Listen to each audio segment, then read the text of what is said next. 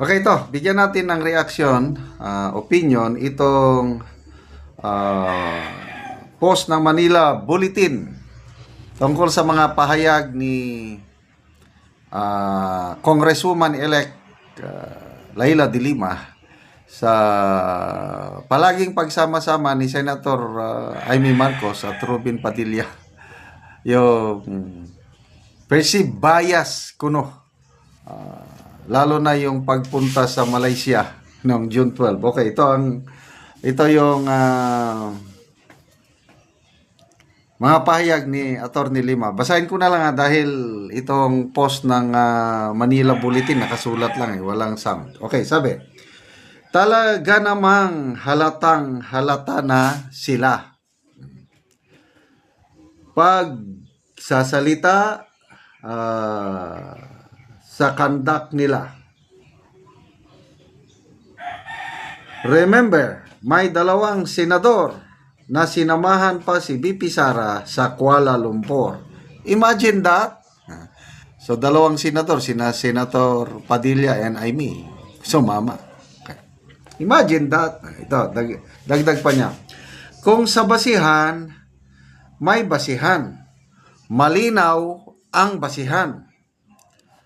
What else can you call that kundi pagkiling, yung bias? Saan ka nakakita na isang korte, na isang judge ang nag-file at nag-move to dismiss? Hindi pa yan nangyayari. Ito naman kay Senator Batorne naman ito. And then last na sabi niya, it is clear basis. It's a legal basis. It's a just basis. Pero, ito ang masakit. Pero ang mag-decide yan sila, voluntary. Ang punto niya dito is, yung mga bias dyan, mag-inhibit kayo. Dahil bias kayo, yun ang punto. Ang tanong, yung dalawa din yan, Senator Risa and Coco Pimentel, hindi naman niya kino-call out. Bakit? Kaya tama yung sagot ni Senator Escudero. Bilib ako kay Senator Escudero. Tinanong siya ng media. Yung ibang senator judges, klaro na ang color nila. Sagot ni Senator Escudero. Okay. Let me be clear, sabi niya. Tanungin ko kayo. Iyan bang mga pro-Sara, Bato, Amy, Padilla, sino mga pro-Sara, yun ang tinutukoy nyo? Paano naman yung mga anti-Sara? Bakit hindi nyo sila kino-call out?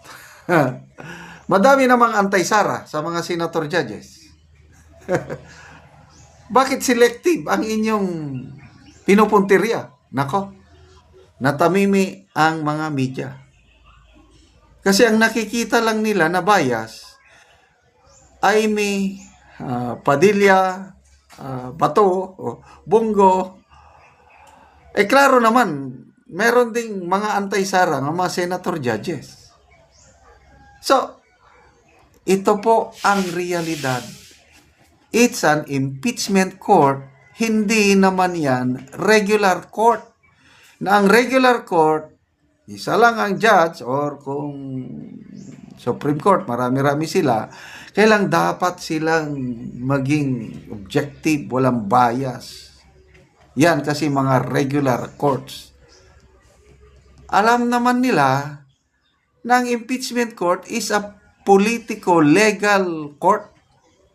Sabi nga ni ex-Senator Drilon na hindi lang ebidensya ang binabasihan yan, kundi it's a numbers game. Impeachment trial ni late CG Corona. Ang defense, pinapa-inhibit si Senator Drilon noon. Kasi ang perception ng defense, bias si Senator Drilon. Anong action ng impeachment court? Wala lang. Pinabayaan lang. Kasi nga, ang ruling dyan is voluntary. So, alam din ni Attorney De Lima, kaya nga sa umpisa pa lang, talunan na eh. Sabi, it's a clear basis. Yung pinapakitang yan, pagsama-sama sa Malaysia, mag-move na i-dismiss, yan, clear basis. It's a legal basis, it's a just basis, pero ang magdi-decide niyan ay sila, voluntary. So, hintayin nyo na mag-voluntary sila mag-inhibit. Kaya lang, sabi ni Senator Bato, hindi ako mag-inhibit. Inamin ko, may kinikilingan ako. So, kasalanan ng taong bayan. Bakit nila binutuhan si Senator Bato? Ilang milyon ba si Senator Bato? Pangatlo siya eh. Halos 20 million, correct? So, ang sisihin ninyo, yung 20 million na bumoto kay Bato, na alam naman ng 20 million na si Bato ay malapit sa mga Duterte. Alangan na hindi niya papaboran si BP Sara sa kanyang impeachment. Alam naman ng lahat na si Senator Amy, matalik na kaibigan ni BP Sara. Binutuhan pa rin, nanalo siya nang dahil sa last minute endorsement ni BP Sara. Ako, ayaw ko na sanang butuhan si Senator Amy. Sa totoo lang, ayaw ko na, never to Marcos again. Kaya lang may tiwala ako kay BP Sara. Kaya nung in-endorse niya si Senator Amy, go! Let's trust our leader. Binutuhan namin, di nanalo siya. Ngayon nanalo siya, alangan na hindi niya suportahan si BP Sara. Hindi lang silang tatlo ang may kinikilingan. Bilyar, magkapatid na Bilyar.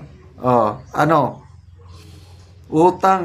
Malapit na magkaibigan ang Duterte and Bilyar family mula noon pa, sabi ni Senator Manny Bilyar, mula pa nung Speaker of the House siya, na kaibigan niya na si Congressman Rudy Duterte. Yun na ang simula ng pagkakaibigan hanggang ngayon. So ano ngayon? Yung dalawang senador ng Bilyar, hindi ba nila kikilingan si BP Sara? Magkapatid na Cayetano. Ang dami. Subiri, wala na. Hindi na lang nating bilangin. So, sorry na lang. Wala kayong magawa kundi, it's crying time right now for Laila De Lima. I can see that faraway look her eyes. I can tell by the way she speaks in public that it won't be long before it's crying time. Pasensya na, ganyan talagang impeachment eh. Okay, salamat mga kaibigan.